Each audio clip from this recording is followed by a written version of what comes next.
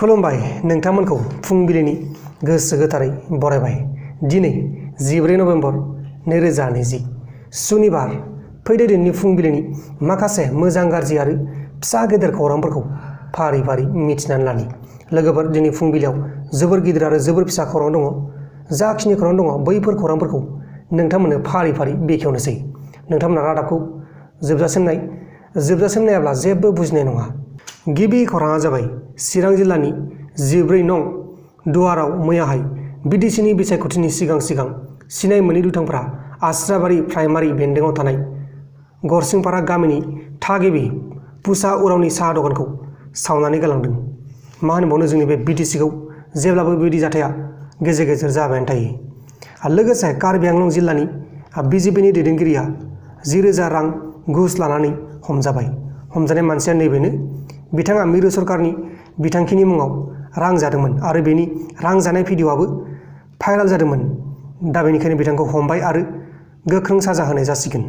गुबुन फारसेथिं इउबिपिएल दोलोनि आफादगिरि प्रमद बर' बिथाङा खौरांगिरिफोरनि सिगाङाव बुंनाय बायदिब्ला बिपिएफ दोलोनि गोबां दैदेनगिरिफ्रा बिजेपिआव हाबनायनि गुबै जाहोनानो जाहैबाय बिपिएफनि आफादगिरि बिथां हाग्रामा महिलारिया बिपिएफ दोलोखौ गावनि बिफानि दोहोन बायदि मोनदों होननानै बिथाङा बुंदों। दानिया फैदो गुबुन खौराङाव। गुबुन खौराङा जाबाय आसाम नागालेण्ड बर्डारनि जरहाट फरेस्ट डिभिजन मारियानानि रेन्जनि सिङाव थानाय डिसय भेलि रिजार्भ फरेस्टआव नागालेण्ड पुलिसआ गोदानै केम्प खानानै थानाया सानब्रै जाबाय आरो बेखौ लानानै आसाम आरो नागालेण्डनि गेजेराव दुंहाव थासारिया दासिमबो खमायनाय जायाखै। लोगोसे आपार आसाम तिनसुकिया जिल्लानि काक' फोथाराव बुधबारनि मोनायाव प्रतिदिन टाइम्स ग्रुपनि सिनियर रिपर्टार पाराग भुयानआ सिनाय मोनै गारिजों सौजाना जिउ खहा जादों। बिथांखौ आसामनि बारग' मन्थ्रि जायबा जगदीश भुयान बिनि फंबाय होननानै मिथिनाय जादों। बिथाङा प्रतिदिन टाइम्सजों लोगोसे आसाम दैलि निउज पेपार असमिया खबरनिबो लकेल रिपर्टारमोन। बिथांनि न'खरनि मानसिफ्रा बुंनाय बायदिब्ला प्रतिदिन टाइम्सनि ग्रुपआनो प्लेनिं खालामनानै बुथारदों होननानै सन्देह खालामदों, मानोना बिथाङा कारापसनाव लोब्बा थानाय गोबां पलिटिसियानफोरनि गुबै महरखौ दिन्थिना होदोंमोन। गुबुन खौराङा जाबाय धुबरी टाउननि धुबरी ल' कलेज रड खाथियाव अपारेशन खालामनानै पुलिसफोरा राकेश दास आरो बिनि सानै लोगोफोरखौ हमनानै मोन्दों। बिसोरनि लोगोआव गोबां बिबांनि बेन खालामजानाय टेब्लेट आरो 80टा कफ सिराप बथल मोननाय जादों। दानिया फैदों गुबुन खौराङाव। गुबुन खौराङा जाबाय वेस्ट बेंगलनि मिदनापुरियाव बिजेपिनि खामानि मावग्रा गकुल चन्द्रखौ सोरबा सिनाय मोनै दुथांफ्रा बुथारनानै गालांदों।